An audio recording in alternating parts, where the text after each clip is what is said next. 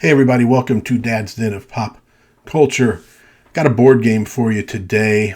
One of the mini games from the olden days that were a tie-in for a TV show or movie.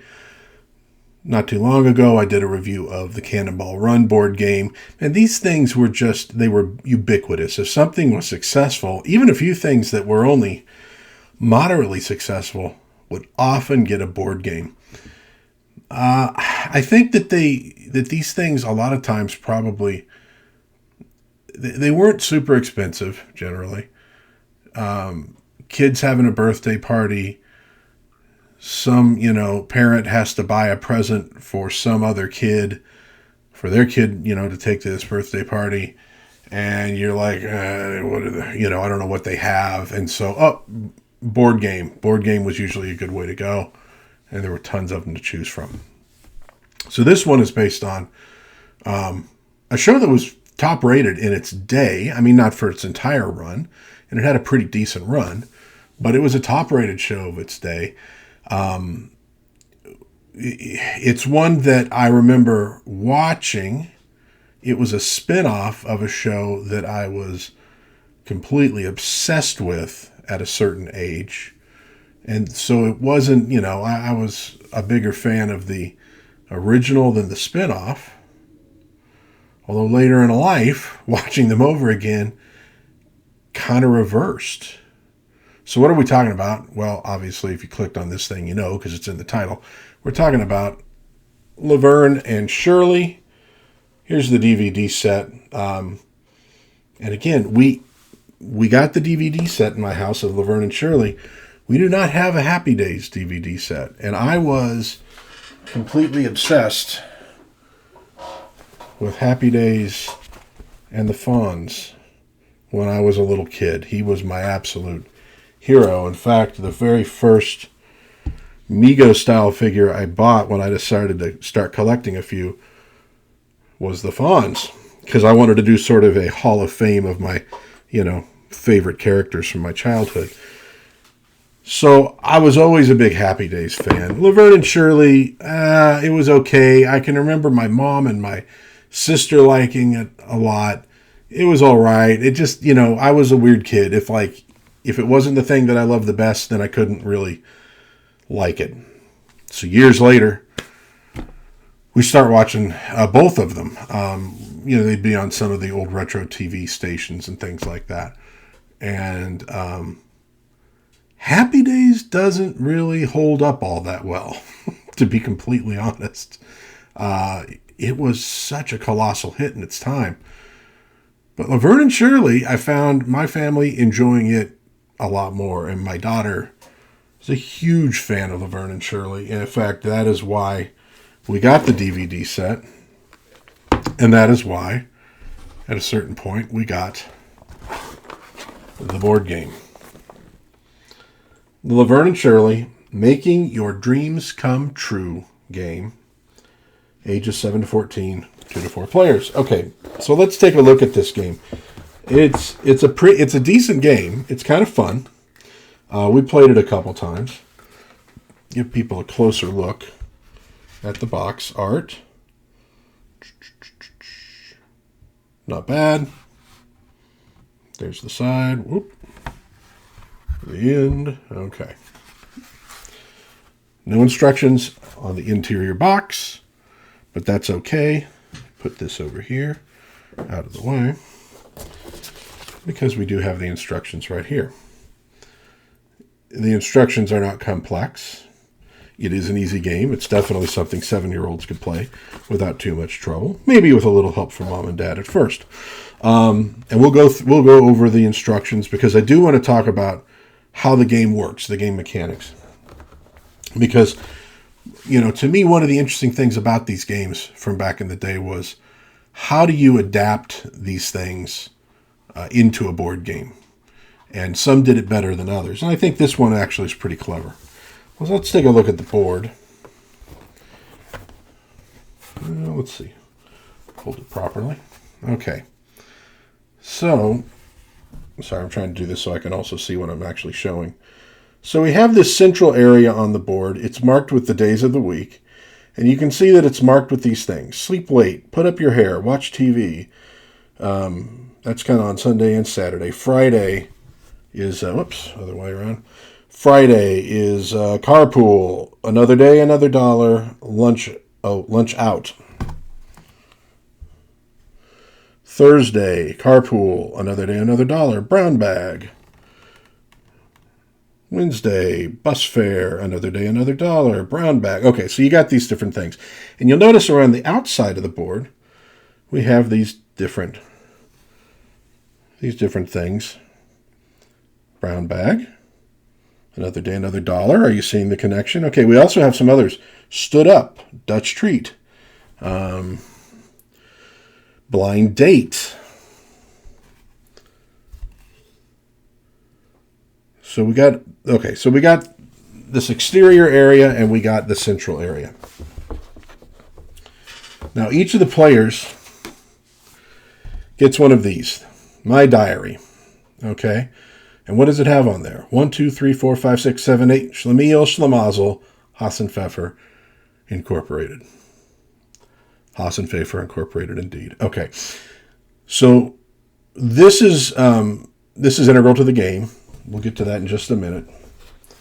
We also have a spinner. And you notice on the spinner we have numbers and we also have some words. Dream canceled, secret dream, dream comes true. We'll get to that in a moment as well. There's a couple different things going on in here. And then finally, you got playing pieces that are the fairly standard little dudes. And we got a whole bunch of these little colored discs. I think they refer to them as chips. Okay, in the 4 different colors for the game. And we got a number of these cards. Okay, each card has a number on it. Nothing on the other side. All right, let's put this all together. So the object of the game is to get the most hours in a week having dates. Dates were how Laverne and Shirley were going to make their dreams come true. Because these weren't a couple of women who were dreaming about high-powered careers. They were high school, graduates, but like in Laverne's case, barely. And in Shirley's case, seems like she was a solid C student. They work in a bottling factory. It's the 1950s. These are not women who are on the track to become doctors or lawyers or anything like that. So their dreams are primarily about finding love, finding Mr. Right. In Shirley's case, well, she's dating the big ragu, but she kind of secretly is hoping for a doctor. That's her big thing. She wants to meet and marry a doctor. Laverne is not nearly so picky. And there are a couple times, Laverne, for example, at one point almost does get married. She becomes engaged to a firefighter played by Ted Danson. And it doesn't work out. Watch the episode and you'll find out why. I don't want to spoil it for you. So it's about finding time to have dates. And those numbers on those cards represent the number of hours on a particular day that you had available for dating. Okay. So with this game, let's see, let me organize my space here a little bit. Get the DVDs out of the way. Yeah, I suppose the box can stay right there. And we're going to angle this down. Come on. Be a good little guy.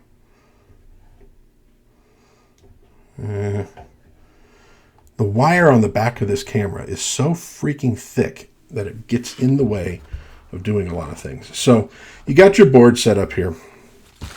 Everybody would start by putting their little playing piece on. Of course, I picked the one corner I can't. No, I picked both corners I can't see. Good job. Pieces go on one of the corners. Anybody, you can choose whichever corner you want. I suppose two can be on the same thing at the same time. you're going to spin your spinner. Okay, I got a 1. So I'm going to move 1. I think it's, let me check and see if it's clockwise or counterclockwise. Clockwise, okay. So I'm going to move clockwise. Brown bag. Okay, so then I'm going to take my proper colored chip, and I don't want to look for those chips. Oh, there they all are. I don't want to look for the right one, so I'll just use any. And since I got brown bag, I can now put a chip on the brown bag space on any of these. Anywhere it says brown bag, I can just choose one. So I choose Wednesday. Okay. And then everybody's going to take their turns doing the same thing. And what you're trying to do is get 2 of your chips exposed on, and I'll say why exposed matters in a minute, exposed on any given day. You can cover up an opponent's chip with yours, and then theirs is no longer exposed. That's how, there's a little bit of strategy. That's how you can block your opponents and make it take a little longer for them. So when you do, if your piece lands on, for example, Dutch Treat or Blind Date or one of those, then you have a chance to spin to make your dreams come true. And so I'll read from here. So stood up means when you land on stood up, you remove another player's chip from any day in the center of the board and replace it with one of your own. Okay. Blind Date. When you land on this space, you may place a chip on any day in the center of the board. Dutch Treat. When you land on this space, you may choose to spin with another player for a dream card if you are occupying a day with that player. If you have no chips anywhere on the board, you may add a chip to occupy a day with another player. Example. Another player has a chip on bus fare on Monday. You place one of your chips on brown bag on Monday, and then you spin to see if your dream comes true for that day. Then the other player spins to see if his or her dream comes true.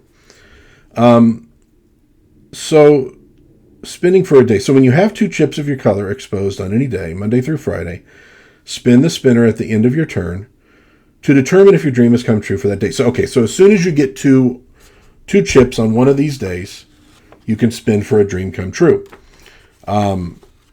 If it's a Saturday or a Sunday, you automatically get a card. So if you get 2 on Saturday, 2 on Sunday, you automatically draw a card. So let's say we've gotten 2 on a Wednesday.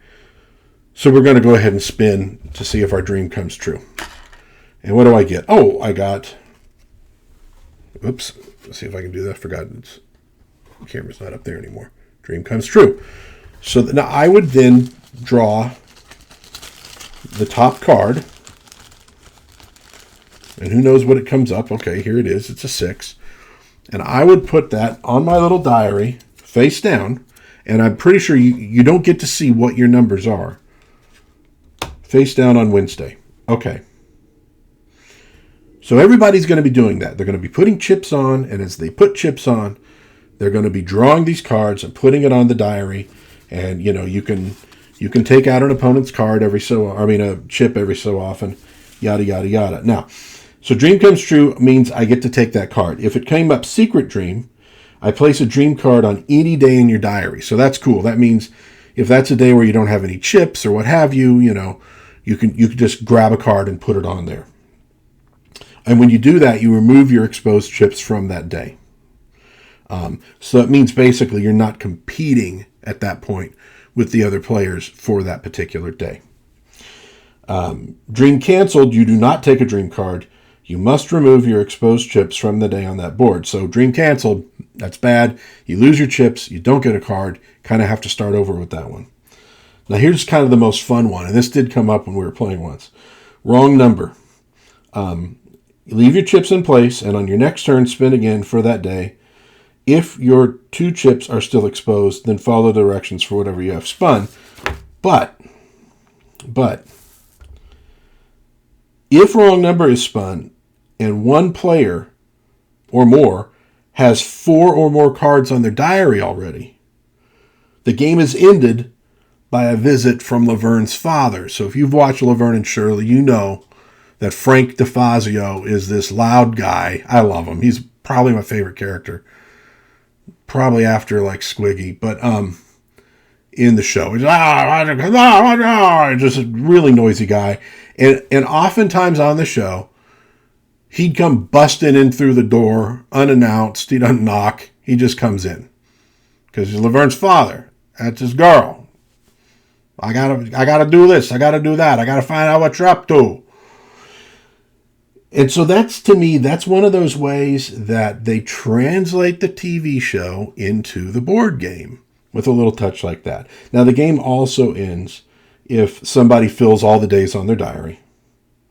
Then that's it. And if the others haven't, too bad. Okay, once that happens, once the game ends, either because somebody's filled up all the days on their diary or because Frank DeFazio is busted in the door, then everybody takes the cards that they have on their diary off, and they count the hours, and whoever has the biggest total wins the game. Pretty simple. The game does not take super long, although it took us a little longer than we probably thought it would, because, again, you are at times replacing other people's pieces on the board, and there's a little bit of skullduggery like that going on. Fortunately, once you got like your card on your diary, that doesn't go away.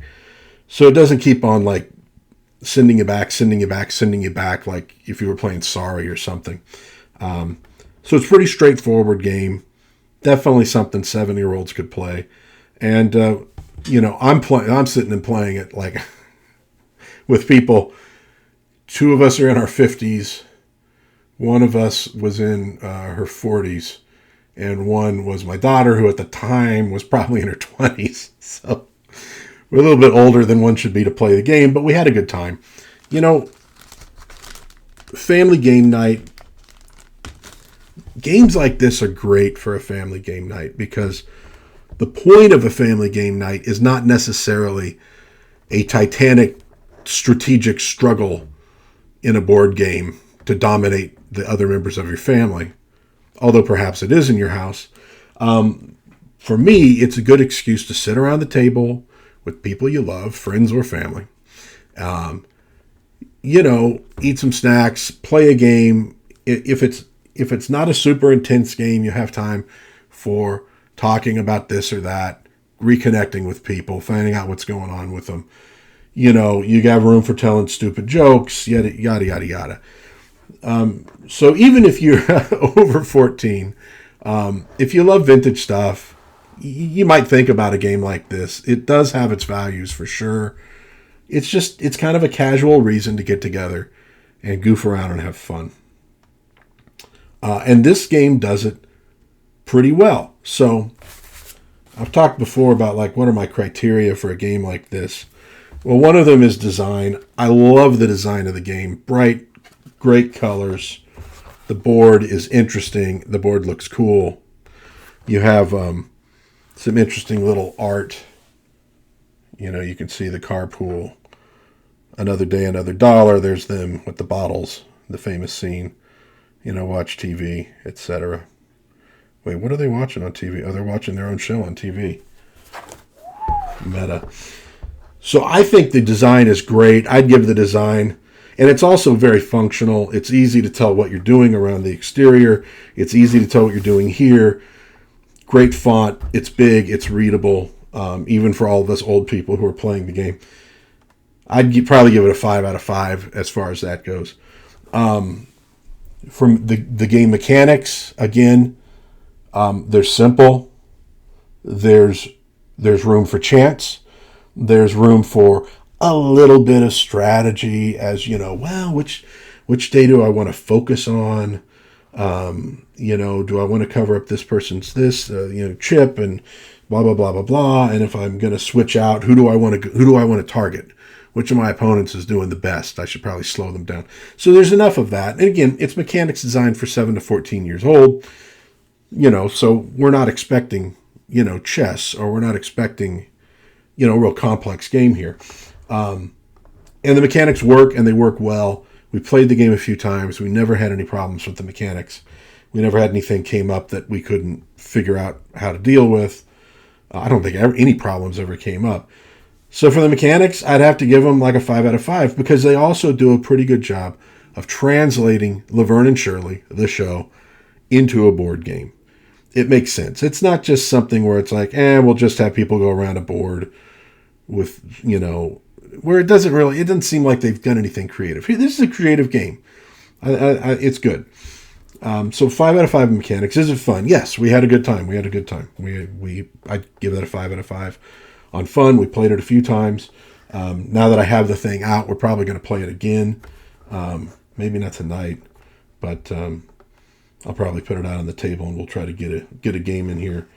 I'm recording this President's Day weekend, so it's got a 3-day weekend. We might get a game in. So overall rating, it's a 5 out of 5. This is a great tie-in board game for a television show. What more can I say? Again, you sort of grade on a curve when you're dealing with games that were meant for children. I'm not saying that you're going to find this the most mind-bending, engaging game that you've ever played in your life. It's not putting chess to shame or anything, but it's not designed to. But if you are gathering with friends, family, you'll have a good time. And maybe think about if you got a family with some young ones, throw on some Laverne and Shirley.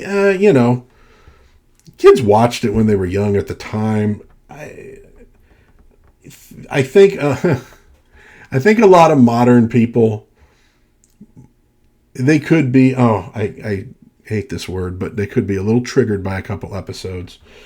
But most of them are good fun. Some of them hit on a little more heavy subjects. One in particular with a guy who is supposed to go out with Laverne, and his intentions are not pure, and he's being very forceful about it.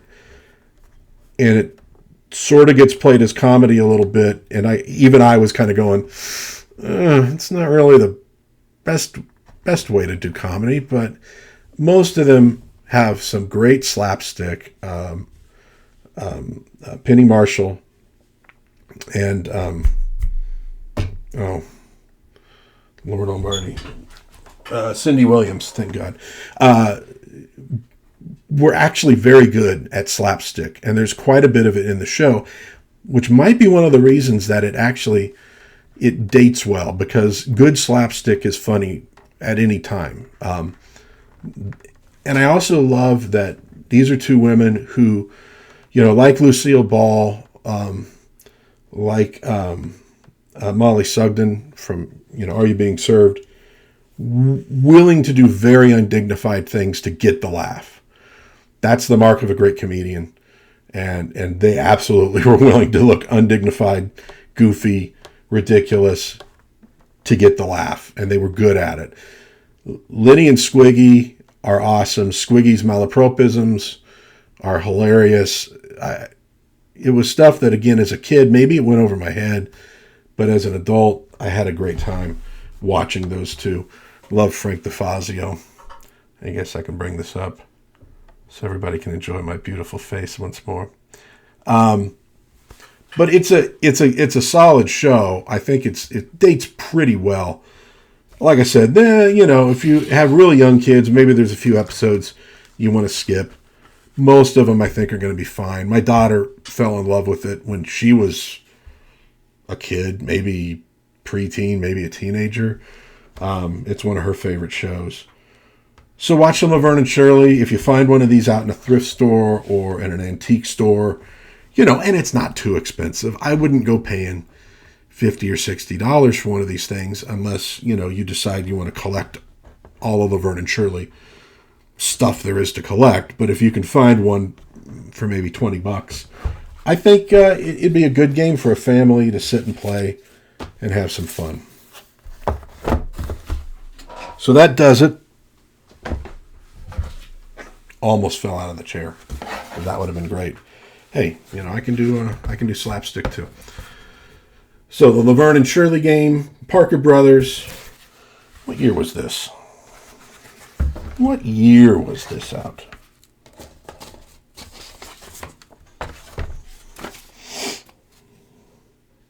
1977. I would have been 5 years old when this thing came along. That's interesting. I didn't realize Laverne and Shirley dated that far back. I can remember being 4 and 5 and being obsessed with Fonzie, and I feel like Laverne and Shirley came a little later, but I guess not. So 77, Laverne and Shirley, Making All Your Dreams Come True game. It's a fun game. It does a really good job of translating a TV show into a game. You can find one for $20 or so out there, $25. Probably have a good time with it. I recommend it. I think that'll do it for this video, for this review. 5 out of 5 for Laverne and Shirley. Were you a big fan of Laverne and Shirley? Happy days? Any memories of this board game from your youth? I'd love to hear about it. If you have any questions about the game, it's not that complicated, but maybe you do. If you have any questions about the game, please ask them in the comments. I would be very happy to answer those questions. And so until next time, God bless everybody. Please be kind to one another. Try to have a little bit of fun. And try to make your dreams come true. And I'll see you next time on Dad's Den of Pop Culture. Bye-bye.